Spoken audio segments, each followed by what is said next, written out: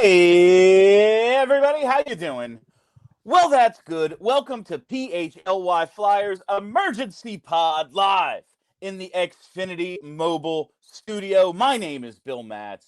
I'm your director of fun and games for the afternoon. Joining me, I guess this morning, I guess it's still, all right, and joining me this morning, it is Philly's number one hockey beat writer, Charlie O'Connor. And we've got a little bit of news, Chuck. We do. Ivan Fedotov traded to the Columbus Blue Jackets. So Philadelphia has once again traded a Russian goaltender with minimal NHL experience to Columbus. Let's see how it works out. Yeah, that was one of the first people in my mentions saying the Everyone's Bobrovsky, made the the joke. obvious Bobrovsky joke. There is obviously a big difference between trading a goalie with a ton of potential who is 23 going on 24 versus trading a goalie who is 28 going on 29, who already has a large cap hit and who has not really shown much of anything at the NHL level. He has had a couple good games here and there, but Ivan Fedotov, I do not think is going to magically turn into an all-star Vezina level goalie in Columbus the way Sergei Bobrovsky did. Seems unlikely. I would be shocked. The return kind of says the same thing. It's Ivan Fedotov to Columbus, no salary retention, which might be the key of this. The Yes. Flyers get a 2026 sixth-round pick in return, and really it just feels like Danny Briere woke up this morning and decided, you know what? I don't want to have to juggle this five goalie between the Phantoms and Flyers situation like I did last year. Let's make it an even four so we have two at both levels. And that's what he did. We now have, presumably, Sam Ersson and Dan Vladar in the NHL, Carson Bjarnason and Aleksei Kolosov in the AHL. And that was my first thing when I saw this. You and Brennan were texting, and I said, "I'm awake. Let's do it. Come on. I'm cognizant of what's happening." Um, I'm an adult. My reaction was Aleksei Kolosov is coming, huh? That's a little surprising. Well, Aleksei Kolosov is already here. He is practicing on the ice in Voorhees with his teammates. Obviously, a big change from where he was at last year, where he was still hanging out in Belarus at this point, and there was serious consternation as to whether he was ever going to show up to camp. He did not show up for the start of camp, did not show up for rookie camp, did come to camp a bit late and get on the ice, and I believe he did get into one preseason game one, before the end. But it does seem like he is more invested in being in the Philadelphia Flyers organization this year.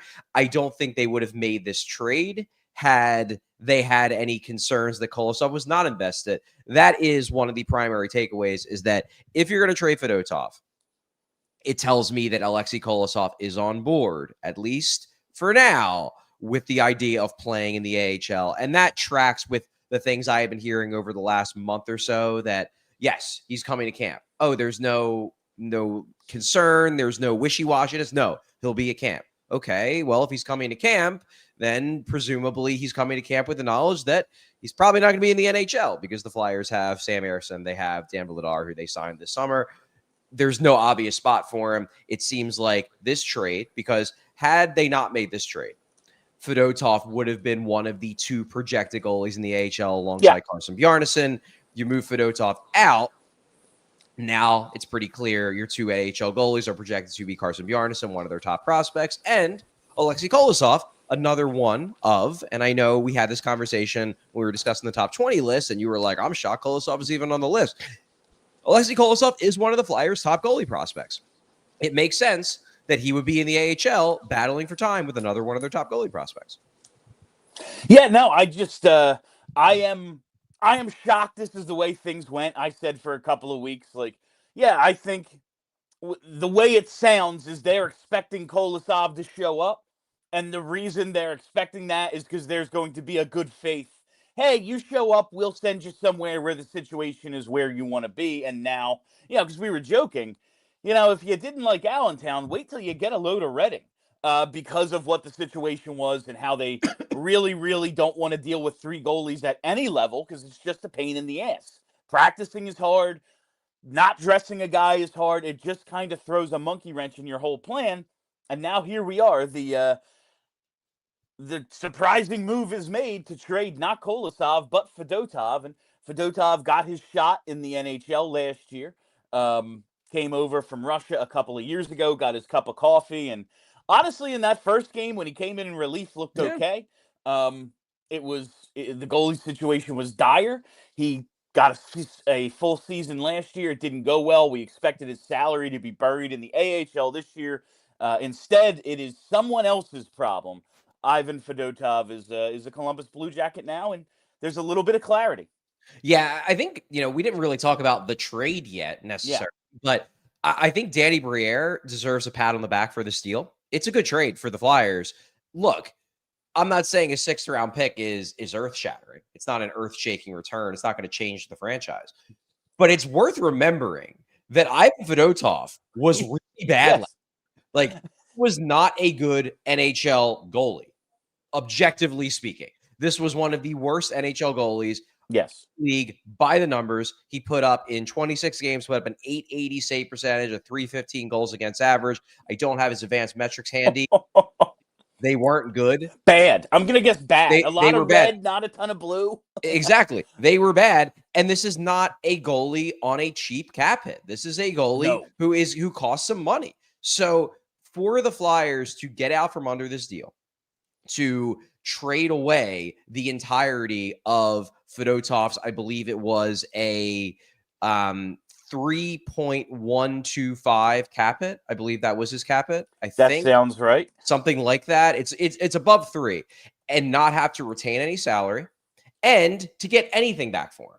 Not even, look, 6th-round pick isn't that important, but the Flyers didn't have to give up a pick to get rid of him. They didn't have to attach a 5th-round pick or a 6th-round pick of their own. They got back some kind of value for this guy who was one of the worst goalies in the league, who is on a contract that pays him more than what he's worth, to be sure. And he doesn't even bring the promise of youth. He's in his late 20s. Yes. He's going to turn 29 in the next a couple months, I believe. I think it was is he an October birthday? I think he's in November. I'm bringing November? it up. I'm bringing it up next couple months. Yes. Yeah, but it was 3.2, 3.275. 275. Okay. Yeah, and I thought you were also, when you said it's worth remembering, like, it was a decade ago, but it's also worth remembering Ivan Fedotov himself, 7th-round pick. So you move that salary, and, all right, it took a decade worth of investment, but you moved up around, so that's something. Yeah. 3.275. You're right. That is the cap hit. Which is insane when you think about it. Yeah, well, the Flyers obviously gave him more than what he should have gotten because that was how they were going to get him over here. In retrospect, now we can look at it. Look, the Fedotov signing we can look back and say it was a mistake. He did not perform well for the Flyers. He contributed to the team's awful goaltending situation last year, to be sure. But now we can look back with the benefit of hindsight and say, you know what? They gave the guy a shot. He was a 7th-round pick. They wanted to see what he was because they did draft him. He was part of the organization. Yeah. Through no fault of his own, he was not allowed to come over when he was supposed to come over. They got him over here for a year, got to see where he was, and then boom. Now, they traded him away, and they got something back for him that was a higher pick than the pick they used on him. Yeah, and it was worth a shot. Like Keith Jones said in the press conference last week, listen, it's never a mistake to give an opportunity to players you drafted. You might not like the answer, like we say all the time. They're getting answers to questions. The answer to this question was, he's not very good. And they decided to move on. They're not going to waste AHL development time that could go to, a young guy like Aleksei Kolosov or Carson Bjarnason on someone who's almost 29 years old. Yeah. It just makes a ton of sense. And it has the benefit of also clearing some cap room. Yes. The Flyers, while they would have been under the cap, and they could have been under the cap for this season, even without putting Ryan Ellis on long-term injury reserve, which has always been an option. They could always do that. They don't want to. They want to be under the cap, even with his full $6.25 million cap hit, because they don't want to run into issues with their bonuses, where bonuses would carry over for the next season. Now, if you're looking at their cap situation, I have a sheet that I put together that gives me an idea of where they're at. I have them, I believe, removing the Fedotov cap hit that would have been, because even if they would have sent him to the AHL, they still would have been on the hook for a little over $2 million, because you get some cap relief if you send a guy to the minors, a little over $1 million, I believe. Like a mill, yeah. It's like $1 million. It's like I don't league have minimum, basically. I don't have all the numbers in front of me. It's 10:30 a.m. on a Sunday, so I don't have everything. On a Sunday morning? On a never on no Sunday. But I have their cap situation now with guys like Alex Bump, Rodrigo Abels on the roster, so they have a full roster. I have their cap situation a little over $3.5 million under the cap. So now they have flexibility. This gives them that flexibility where they don't have to worry about, like, how are we going to call this guy up? What if we have to make a trade? Now they have some cap flexibility for this year. That helps. That's why this is a good trade. It's a good trade because this was a guy who almost certainly wasn't going to make the NHL roster, was contributing to a logjam in the organizational goaltending pipeline at the pro level, because you have 5 goalies for 4 spots. If all these guys are going to get playing time in either the NHL or the AHL, and you didn't have to retain salary, and you got a pick back. Not a high pick, but you got something back. Something, yeah. Who's the first goalie up now? It's got to be Kolosov. It's funny that, okay, is Fedotov any good? No, but at least he's like 29, and if he gets shelled, we're not losing anything developmentally. Like, it is what it is when we have to call up our third goalie. Now it's one of your prospects you're going to have to expose to the NHL unless you pick someone up off waivers. Well, I would have to imagine that the idea of NHL time has probably been part of the conversations they've had with Kolosov. Because, look, if you're convincing Kolosov to spend significant time in the AHL, you had to have conversations with him, with his camp, to make sure that everyone's on the same page. I'm sure that one of the conversations was, look, we're going to find a way out of the Fedotov deal. He's not going to be in the mix. It's going to be you and Bjarnason in the AHL. You're going to get a lot of time down there, but we don't want Bjarnason playing in the NHL this season unless he's blowing the doors off. So you are functionally our third goalie. And look at last season. The third goalie plays a lot in the NHL because guys get hurt. The third goalie, there's a good chance you're going to get, between 10 and 20 games anyway. So just, be the good soldier, play a role down in the AHL, and you're going to get NHL time even if you're not up there the entire year. I bet that was part of the pitch to Kolosov. So I don't think this is going to then be resolved by them going out and getting somebody new to give them a little bit more confidence in their third goalie. I think they're okay with Kolosov being the third goalie. In fact, I suspect they promised him that he's going to be their third goalie. That would make a ton of sense. Now, with the cap situation and the Flyers making a somewhat surprising roster move, I guess it's not shocking. I thought they were going to trade one of their really bad Russian goalies. It just happened to be the old one, not the young one. But because it's the one who was eating up significant cap space, people are wondering if this is setting up for another move. What can you tell me about that, Chuck? I do not think this is setting them up for another move. I think this is a move that makes perfect sense in its own self-contained universe. They had 5 goalies for 4 spots. Now they have 4 goalies for 4 spots. Great. I heard some people on social media wondering, what does this mean for Carter Hart? I do not think this means anything for Carter Hart. I had already heard over the last few weeks that a Flyers Carter Hart reunion was unlikely because I didn't think the Flyers were going to be interested. That said, we got a report from Chris Johnson of The Athletic on Friday night. Look, I don't know who people's sources are. I obviously am not calling up Chris Johnson being like, so who told you this? But the way that report was written, it sounds like, based on the presentation, that it was coming straight from Hart's camp, probably his agent. And in that report, Johnson says that it doesn't seem like Carter Hart wants a fresh start. And if you want a fresh start, that implies that you're not going to go back to the place you played in before, which would seemingly remove Philadelphia from the mix. So I don't think Hart is coming back to Philly. I don't think this trade has anything to do with that. This is entirely setting them up in the AHL to have Kolosov and Bjarnason as their 1-2, and the NHL firmly secured being Ersson and Vladar.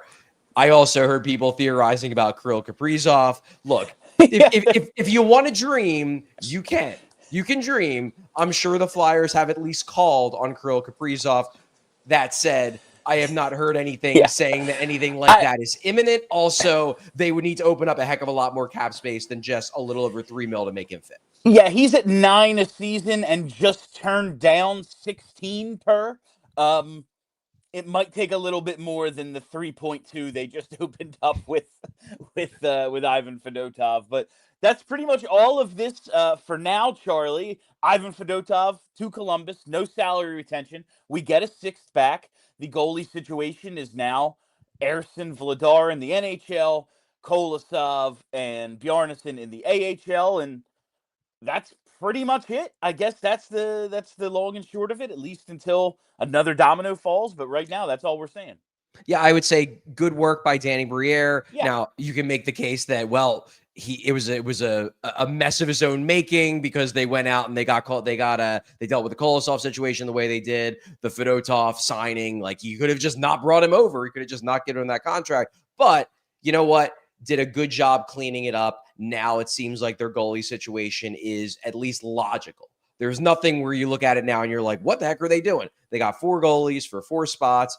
Kolosov will get time in the AHL. Bjarnason will get time in the AHL. Vladar is now locked in. There's not going to be some weird thing throughout camp of, well, Fedotov's battling for a spot that we all know isn't yeah, actually available. Like, we're not, no one's lying to anyone here. Fedotov can now go yeah. be the third goalie in Columbus, and everyone knows what's going on. So good trade for the Flyers, not an earth-shaking trade, but just a good, tidy piece of business by Danny Briere on a Sunday morning. What I would say is Danny Briere, well done paying $275,000 in salary to Ivan Fedotov, and the other $3 million was an investment in Porter Martone. That's really that's Sure. that's Sure. really how I'm looking at it. They made a $3 million investment that paid off in drafting Porter Martone. Well done. All right, so that is all the time we have for you on this PHLY Flyers emergency pod live in the Xfinity Mobile studio. Whenever stuff like this happens, we try to do a show, unless, of course, it happens right before our regular show. This is our first one this off season, and like the rookie games are done. It's not the off season anymore. Yeah, All right. right, all right, that's it. I am Bill Matz. That's Charlie O'Connor. On Monday, until Monday, be excellent to each other. Go Birds.